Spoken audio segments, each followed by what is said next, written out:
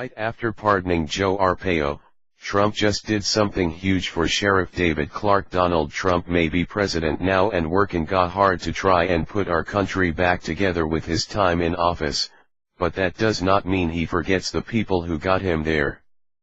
Just last week the president issued a pardon to Joe Arpaio, a retired sheriff accused of violating a court order.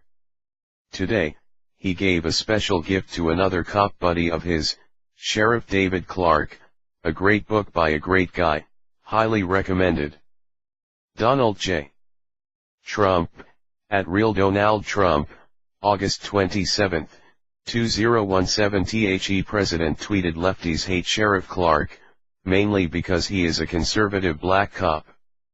He also has driven them crazy by going after BLM, Antifa, and other leftists' hate organizations.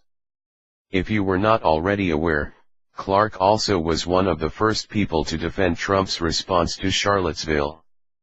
He saw it for what it really was, a declaration that our country will not tolerate hate on either side. Sheriff Clarke is a man who simply has dedicated his life to upholding law and order, and there is nothing wrong with supporting a hero like this. Help the good man out by sharing this out, and, if you are a reader. Joining us with reaction, Salem radio nationally syndicated host Larry Elder, Milwaukee County Sheriff David Clarke, Fox News contributor DeRoy Murdoch. Sheriff Clarke, we'll start with you. Anything I'm saying here that's wrong? No, it's spot on, Sean. You know, the liberal media couldn't control themselves. They couldn't resist the opportunity to somehow turn this on President Trump. I was proud of the original statement. He knows, the president, you have to be measured, you have to be calm, you want to calm the waters, you want to be thoughtful in your initial statement because it's early on and you don't have all the facts and you don't want to speak out of hand. Then over the weekend, as he learned more facts, he came out today and reiterated what he said in even some more forceful terms. I was proud of the way he handled that, but again, you know, they took this ugly situation. There's no winners in Charlottesville. It was hate versus hate. You had the neo-Nazis, you had Antifa, you had Black Lives Matter clashing. There's just no winners there, but every time one of these situations happens, you know, you see the worst of people sometimes. I think we saw it out of the left.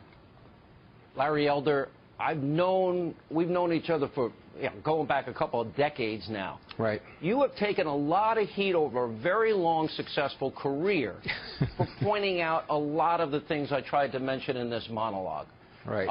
Why the double standard? Have you figured it out? I haven't been able to figure it out, but I'll tell you, 1963, I'm 12 years old. Governor George Wallace, a Democrat, stands in front of a school door and defends segregation. Fast forward, Sean, 28 years later, David Duke runs as a Republican, gets zero support from the Congress for his candidacy. The RNC puts out a statement blasting his candidacy. George Herbert Walker Bush called him a racist. The only time we ever see David Duke again is when the cable news digs him up. The man hasn't been relevant in decades. And the reason for all of this attention, the reason the media is covering this thing like it's a Super Bowl, is because of this narrative that Donald Trump blatantly reached out to white racists to get elected. If that's the case, how is it that he got less percentage of white voters than Mitt Romney did, a greater percentage of minority voters, blacks, Hispanics, and Asians than Mitt Romney did? The blacks, Hispanics, and Asians were too stupid to realize they were joining a movement with a bunch of white racists, and the white racists were too stupid to realize they were joining a movement with a bunch of people of color that they don't like.